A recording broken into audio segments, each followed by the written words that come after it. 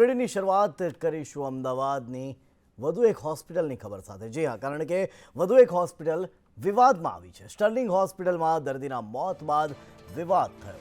પરિવારજનોના Sterling hospital સામે ગંભીર આક્ષેપો છે। દર્દીને મૃત જાહેર કર્યા બાદ બોડી આપવા મુદ્દે હેરાન કરવામાં આવ્યા પરિવારને। મૃતકનું વેન્ટિલેટર કાઢવાને બદલે અન્ય હોસ્પિટલમાં મોકલાયા। અન્ય હોસ્પિટલમાં મૃત જાહેર કરાવવાનું કાવતરું। સ્ટર્લિંગનો રેકોર્ડ ખરાબ ન થાય તે માટે આ પ્રયાસ કરાયો। ત્યારે દર્દીના મોત બાદ પણ હોસ્પિટલના બિલમાં વધારો કરવામાં આવ્યો। મોત બાદ ડોક્ટર વિઝિટનું 23,000નું બિલ આપ્યાનો આક્ષેપ છે। બિલ ન ચૂકવાય ત્યાં સુધી મૃતદેહ આપવાનો ઇનકાર પણ કરવામાં આવ્યો। સવારે હોસ્પિટલે 1.65 લાખનું બિલ આપ્યું। સ્ટર્લિંગ હોસ્પિટલનો એક નવો વિવાદ સામે આવ્યો છે। આપણે સીધો વિવાદ શું છે તેમની સાથે વાત કરીશું। દાદા, શું ઘટના છે? આજ સવારની શું બબાલ ચાલી રહી છે? આજ સવારે 5 વાગે મને કોલ આવ્યો। હું મારા ઘરે સૂતો હતો કે તમારા મધરને વેન્ટિલેટર ઉપર લેવા પડે એવું છે અને કોઈક ઇન્જેક્શન આપવાનું કંઈક જરૂર છે, તો પછી તમે આવો એટલે અમે પ્રક્રિયા ચાલુ કરીએ। મેં તો કંઈ વાંધો નહીં, હું આવું છું। મારા ઘરથી અહીંયા આવતા મને 10 જ મિનિટ થાય છે। એ 10 મિનિટ દરમિયાન મારે 5 જ મિનિટ થઈ હતી। હું વસ્ત્રાપુર લેક ક્રોસ કરી ચૂક્યો હતો, ફરીથી મને કોલ આવ્યો। એ કોલમાં એવું કહ્યું કે અમે વેન્ટિલેટર અને જે તમે આ જે દવા આપવાની આપી દીધી છે। મેં તો કંઈ વાંધો નહીં, હું આવું છું। હું આવ્યો પછી મેં મારા મધરને ચેક કર્યા। મારા મધરને ચેક કર્યા એટલે મને એવું થઈ ગયું હતું કે મારા મધર એક્સપાયર થઈ ગયેલા છે અને વેન્ટિલેટર આપેલું છે। ત્યારે મારી જો વાત થઈ કે આ ડોનેટ ઓર્ગન જે છે એનો અમે કોઈ ચાર્જ નહીં લઈએ, આવું સ્પષ્ટ અમને સ્પષ્ટીકરણ કરવામાં આવ્યું હતું। તેમ છતાંય એનો પણ ચાર્જ એમને અંદર લખેલો છે। હોસ્પિટલ તો ખાલી એક જ શબ્દ કહે છે કે તમે અહીંથી તમારા માતૃશ્રીને લઈ જાઓ, હું તમને અહીંથી તમને બીજી હોસ્પિટલમાં એટલે ડૉક્ટર જઈ સોનીના હોસ્પિટલમાં રિફર કરું છું તમને। ત્યાં એ ડૉક્ટર વેન્ટિલેટર કાઢી લાગશે અને પછી તમને જે હશે એ ડેથ સર્ટિફિકેટ આપી દેશે। ડેથ સર્ટિફિકેટ અહીંથી આપવું નથી। એમની હોસ્પિટલને કોઈ કલંક ન લાગે, કોઈ કલંક ના લાગે કે અમારા તેથી તો બધા સાજા થઈને જાય, કોઈ ડેથ થતું જ નથી, એમનું એવું માનવું છે। 1 વાગ્યાની આજુબાજુ ઉપર બોલાયો 8મા માળે, એટલે હું ગયો। મને કે તમે સર્જરી કરવાનું શું કર્યું? મેં સર્જરી અત્યારે નહીં થાય, મારો નાનો બ્રધર નહીં આવે ત્યાં સુધી હું કંઈ ડિસિઝન નહીં લઉં। મારી તો એક જ ગણતરી છે કે હું કદાચ બિલ પે કરી શકું એવો છું, નથી એવું નથી કે મને 24,000 નડવાના નહોતા, પણ ખોટો ચાર્જ લગાવ્યો એટલે હું લડ્યો। મારા કરતાં ગરીબ માણસો ઘણા અહીંયા આવે છે, પોતાના દાગીના વેચે છે, ઘર વેચે છે અને અહીંયા સારવાર કરાવે છે। હાઈટ આપી એટલે 23,000માંથી અચાનક બતાવો તો 23,000માંથી અચાનક જ બિલ હવે 5,000નું આવી ગયું છે। સૌથી મોટો સવાલ એ છે કે સવારે 23,000 બિલ હતું, જ્યારે એમને મીડિયા સમક્ષ આવ્યા છે ત્યારે 5,000 બિલ આવ્યું છે અને શક્ય છે હજુ આ બિલ ઓછું થઈ શકે છે, કારણ કે હોસ્પિટલની ક્યાંક ને ક્યાંક ભૂલ છે, માટે હોસ્પિટલનું પ્રશાસન જવાબ મીડિયા સમક્ષ નથી આપી રહ્યું। કેમેરામેન મુકેશ સાથે જયંતિ ચૌધરી, સંદેશ ન્યૂઝ, અમદાવાદ। ખ્યાતિ હોસ્પિટલનું વધુ એક કાંડ સામે આવ્યું છે। 1 મહિના અગાઉ એક દર્દીનું ઓપરેશન કર્યું। ઓપરેશન બાદ 1 મહિનાથી દર્દીની હાલત ખરાબ છે। રાજસ્થાનના લલિત લવાનાનું ઓપરેશન કરાયું હતું। દર્દીની 3 નસ બ્લોક છે એમ કહીને તેઓને ડરાવ્યા હતા। ઓપરેશન કરાવવાના 3 લાખ પડાવ્યા અને આજે પણ દર્દીની હાલત ખરાબ હોવાની વાત પરિવારજનો કરી રહ્યા છે। ખ્યાતિમાં એકચ્યુઅલમાં અત્યારે હું એમના મારા બુવાજીને અહીંયા ઓપરેશન કરાયું હતું મહિના પહેલાં, તો એમને અત્યારે કંઈ તકલીફ છે તો અહીંયા જાણ કરવા માટે આવ્યો છું કે હોસ્પિટલ ચાલુ છે કે શું છે, એમને બતાડવાનું છે। એમને અટેક આવી હતી, પછી એમને અહીંયા ઓપરેશન કરાયા હતા, 2 સ્ટેન્ડ મુકાયા હતા, 3 લાખ જેવું પેમેન્ટમાં કર્યો હતો। એની બધી રિસિપ્ટ છે મારા જોડે। પછી શું એના પછી એમને વચ્ચે 15 દિવસ પહેલાં પણ તકલીફ થઈ હતી, અહીંયા બતાડવા માટે લાવ્યા હતા, પણ એમને કીધું બધું નોર્મલ છે, એટલે પછી પાછા એમને ગામડા મોકલ્યા, પણ કોઈ રિકવરી આવી નહીં, એમનું શરીર બધું વીક પડી ગયું। વડોદરાની વિઠ્ઠલદાસ પોળમાં બીજા દિવસે પણ હુમલો થયો છે। પોળમાં સતત બીજા દિવસે બોટલ અને પથ્થર ફેંકવામાં આવ્યા। અજાણ્યા શખ્સો બોટલ અને પથ્થર ફેંકી ફરાર થઈ ગયા હતા। પોલીસની ટીમો તાત્કાલિક ઘટના સ્થળે પહોંચી ગઈકાલે રાત્રે પણ બોટલ અને પથ્થર ફેંકવામાં આવ્યા હતા। ફરિયા વિસ્તારમાં જે મેસેજ આવ્યો છે અનુસંધાને હાલમાં અમે અહીંયા આવ્યા છીએ અને અમે કોમ્બિંગ કામગીરી હાથ ધરી રહ્યા છીએ અને સાથોસાથ અહીંયા પોઈન્ટ વધારી દઈશું। અહીંયા એક પોલીસનું ફિક્સ પોઈન્ટ રાખવામાં આવશે અને જે ધાબા છે હાઈરાઇઝ ધાબા અહીંયા આજુબાજુના એવા ધાબા પર અમે પોલીસના ધાબાના પોઈન્ટ પણ મૂકી દઈએ છીએ, જેથી કરીને આવી કોઈ ઘટના ફરી ન બને। અને હાલ અમે કોમ્બિંગ સ્ટાર્ટ કરી રહ્યા છીએ અને જો કોઈ હશે એમાં અમને લાગશે કે એને કાલે બોટલ આવી હતી અને આજે પણ બોટલ રોજ જે બોટલો નાખે છે અને છોકરાઓ મારા નાના અહીંયા આગળ રમતા હોય છે ભાઈ 7-8માં રોજ પેલપા પથ્થર મારશે અને પછી પોલીસ એપા જશે ને એટલે પછી આ બાજુ બોટલો મારે છે. આ લોકો એક બાજુ મારીને હંતાઈ જાય છે ને પછી પેલી બાજુ જાય છે. ચોટીલાના હબિયાસરમાં જૂથ અથડામણ થયું છે. એક જ જ્ઞાતિના લોકો વચ્ચે જૂથ અથડામણ થયું છે. આ અથડામણમાં 5 લોકોને સામાન્ય ઈજા થઈ. ગેમ રમવા બાબતે બાળકો વચ્ચે માથાકૂટ થઈ. બાળકો વચ્ચેના ઝઘડાએ મોટું સ્વરૂપ ધારણ કર્યું અને 2 પક્ષો વચ્ચે ધોકા સહિત હથિયારોથી મારામારી થઈ. ઈજાગ્રસ્તોને ચોટીલા સારવાર માટે ખસેડવામાં આવ્યા છે.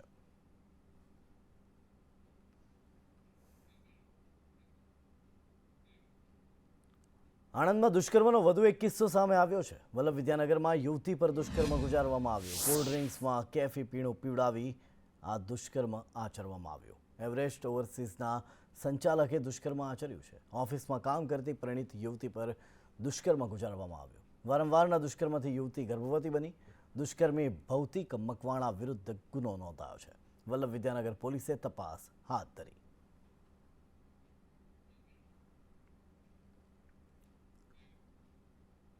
સાયબર સુરક્ષાને લઈ પોલીસ ચલાવશે અવેરનેસ અભિયાન. શહેરીજનોને જાગૃત રાખવા યોજશે અવેરનેસ કાર્યક્રમ. પેમ્પલેટ, સાયબર સાથી બુક વિતરણ કરાશે. વિવિધ સ્થળો પર જનજાગૃતિ લાવવાના પ્રયાસ પણ હાથ ધરવામાં આવશે. સાયબર ક્રાઇમે હેલ્પલાઇન નંબર પણ જાહેર કર્યો છે. કોઈ વ્યક્તિ ભોગ બને તો 1930 નંબર પર સંપર્ક કરે. ઓટો રિક્ષામાં પણ પેમ્ફલેટ્સ બનાવવામાં આવશે. રેડિયો જોકી અને સોશિયલ મીડિયા ઇન્ફ્લુએન્સર્સ અને તમામ ઇલેક્ટ્રોનિક અને પ્રિન્ટ મીડિયા મારફતે અમે વધારે જો સિટીઝન્સ છે અમદાવાદનો અને ગુજરાતનો નાગરિકોનો અમે એનો સાયબર ક્રાઇમ બાબતમાં કેવી રીતે એનાથી બચી શકાય અને શું સિક્યોરિટી સેટિંગ્સ મોબાઈલમાં, બેન્કિંગ અકાઉન્ટ્સમાં અથવા સોશિયલ મીડિયા પ્લેટફોર્મ પર હોય તો કેવી રીતે એનો સેટ કરી શકાય જેનાથી અમે સાયબર ક્રાઇમ વિક્ટિમથી થવાથી બચી શકાય. આણંદમાં કોર્પોરેટર દ્વારા દુષ્કર્મના પ્રયાસનો કેસ. પોલીસે સસ્પેન્ડેડ કોર્પોરેટરના 2 ભાઈને દબોચ્યા છે. દીપુ પ્રજાપતિના 2 ભાઈની પોલીસે કરી ધરપકડ. કમલેશ પ્રજાપતિ, ભરત પ્રજાપતિની ધરપકડ કરાઈ. આરોપી દીપુ પ્રજાપતિ હજુ પણ પોલીસ પકડથી દૂર છે. દીપુભાઈ ગોરધનભાઈ પ્રજાપતિએ પોતાના બંને ભાઈઓ તથા અન્ય 7 જેટલા ઈસમોને ભોગ બનનારના ઘરે બોલાવી અને ત્યાંથી નાસી છૂટેલો હતો. આ બાબતે ફરિયાદ હકીકત જાહેર કરતા રેપ તથા રાયોટિંગનો ગુનાઓ રજીસ્ટર કરવામાં આવેલા છે. આ બાબતે પૂરતા પુરાવા એકત્રિત કરી આ ગુનામાં સંડોવાયેલ આરોપી કમલેશ ગોરધનભાઈ પ્રજાપતિ તથા ભરત ગોરધનભાઈ પ્રજાપતિની ધરપકડ કરવામાં આવેલી છે. અન્ય 7 ઈસમો જેના નામ નમૂદ થયેલા નહોતા તેના નામ નમૂદ કરી અને તેઓને અટક કરવાની તજવીજ હાથ ધરેલ છે. વડોદરા તપન પરમાર હત્યા કેસમાં પોલીસે મહેતાબવાડીમાં કોમ્બિંગ કર્યું. હજુ 2 આરોપીઓ ફરાર હોવાથી શોધખોળ ચાલી રહી છે. આરોપીઓ વિસ્તારમાં જ છુપાયા હોવાની હાલ પોલીસને આશંકા છે. ત્યારે અનિચ્છનીય ઘટના ન ઘટે એ માટે કોમ્બિંગ હાથ ધરવામાં આવ્યું હતું. શંકાસ્પદ લોકોના ઘરમાં ઘૂસી તપાસ કરાઈ. કુલ 10 જેટલા લોકો સામે ફરિયાદ દાખલ છે. અત્યાર સુધી 8ની ધરપકડ કરાઈ ગઈ છે, પણ હજુ 2 પોલીસ પકડથી દૂર છે. કે અન્ય anti social elements, chain snatching, ચોરી, હાઉસ બ્રેકિંગ એવા પ્રવૃત્તિ ચાલનાર જેમને આપણે કહીએ bootlegger, gambler, headstrong elements, cruel persons, sexual offenders જે પાસા હેઠળ અલગ અલગ વર્ગીકૃત કેટેગરીઓ છે એવા તત્વો ઉપર આપણે કડક કાર્યવાહી કરવા માટે આપણે કટિબદ્ધ છીએ.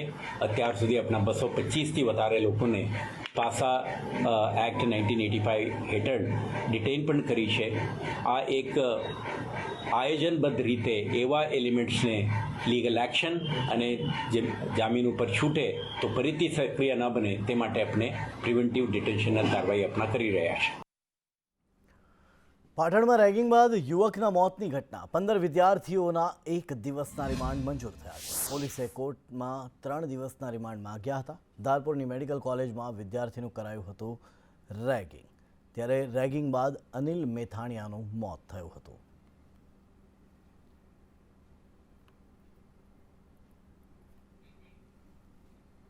વડોદરાના દિવાળીપુરામાં તસ્કરોનો આતંક જોવા મળ્યો. પેરિસ નગરમાં ચોરીની સાથે વૃદ્ધાનો અછોડો તોડવામાં આવ્યો. સિનિયર સિટીઝન દંપતીને નિશાન બનાવ્યું.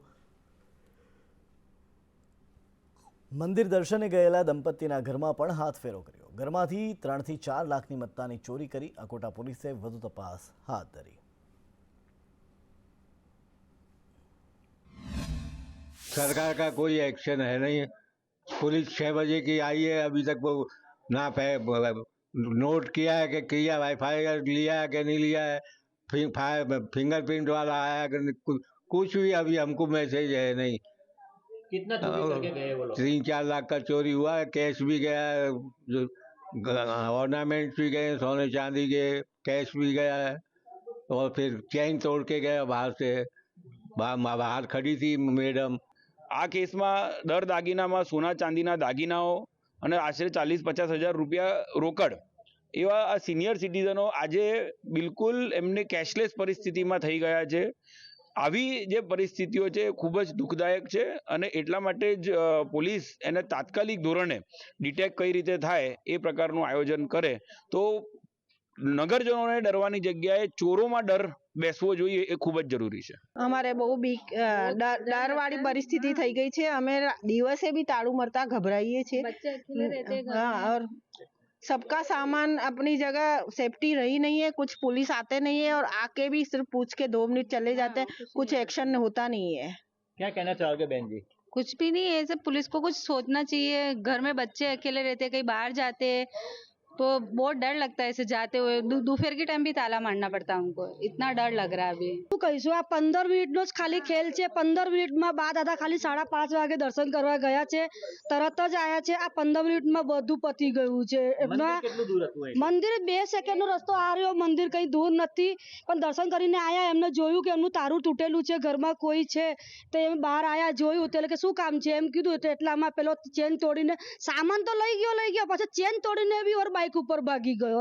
એ દબા દાદા બહુ જ ગભરાઈ ગયા છે. સિનિયર સિટીઝન માટે અત્યારે બહુ જ પડકારરૂપ પરિસ્થિતિ ચાલી રહી છે. એકલા રહેવું બહુ જ અઘરું છે હવે એ લોકો માટે. સિંચાઈ વિભાગનો કાર્યપાલક ઇજનેર લાંચ લેતા ઝડપાયો છે. 1 લાખની લાંચ લેતા છોટાઉદેપુર એસીબીએ ઝડપી પાડ્યો. ઇન્ચાર્જ કાર્યપાલક ઇજનેર અમિત મિશ્રા ઝડપાયો. તળાવના કામમાં બિલ સામે માગી હતી લાંચ. ગુરુકૃપા વિસ્તારમાં લાંચ લેતાએ રંગે હાથ ઝડપાઈ ગયો. વેરાવળ બંદર પર તંત્રનું ડિમોલેશન. ફિશરીઝ વિભાગ દ્વારા ડિમોલેશન કરવામાં આવ્યું. 100થી વધુ કેબિન, દુકાનો પર બુલડોઝર ફરી વળ્યું. નોટિસ વગર ડિમોલેશન કર્યાના સ્થાનિકોના આક્ષેપ. ફિશરીઝ વિભાગની કામગીરીને લઈને પણ સવાલો ઉઠ્યા. ફિશરીઝ વિભાગના નિયામકનું મૌન. નિયામક ગોહિલે મીડિયા સમક્ષ ચૂપકીદી સેવી. હોય કે દબાણ હટાવ હોય, આ તમામ કામગીરી યુદ્ધના ધોરણે ચાલી રહી છે. આપ જે દ્રશ્ય નિહાળી રહ્યા છો તે વેરાવળના બંદર વિસ્તારના દ્રશ્ય છે. જે બંદર વિસ્તારમાં જે રોડની અડચણરૂપ જે દબાણો હતા તે દૂર કરવાની કાર્યવાહી હાલ ચાલી રહી છે. કઈ રીતની કામગીરી ચાલી રહી છે, કેટલા દબાણોને દૂર કરવાની કામગીરી છે, શું આખી વિગત? અત્યારે પ્રાથમિક રીતે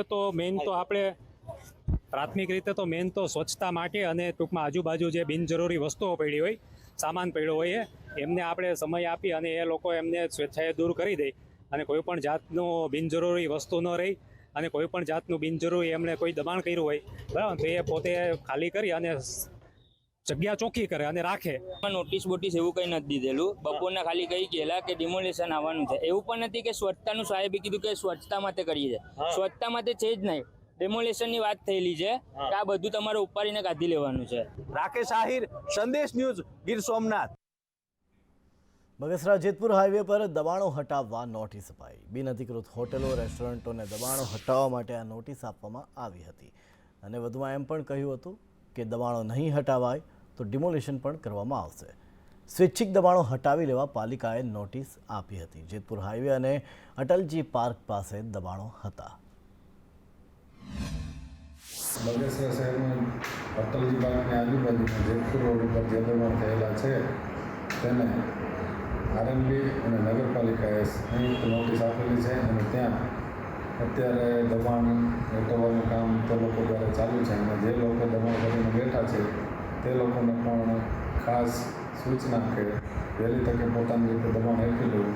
બાકી નગરપાલિકા ખુદ દબાણ હેઠી લેશે. ટૂંક સમયમાં જે કાર્યવાહી આગળ કરવામાં આવશે. વડોદરામાં દબાણો પર તંત્રનું બુલડોઝર ફરી વળ્યું. નાગરવાડાથી મચ્છીપીટ સુધીના દબાણો હટાવાયા, લારી ગલ્લા અને દુકાનોના શેડ હટાવાયા। તપન પરમાર હત્યા કેસ બાદ કાર્યવાહીની ચર્ચા, દબાણ શાખા ડિરેક્ટર મંગેશ જયસ્વાલનું નિવેદન, નાગરવાડા વિસ્તારમાં દબાણ હટાવવાની કામગીરી કરવામાં આવી।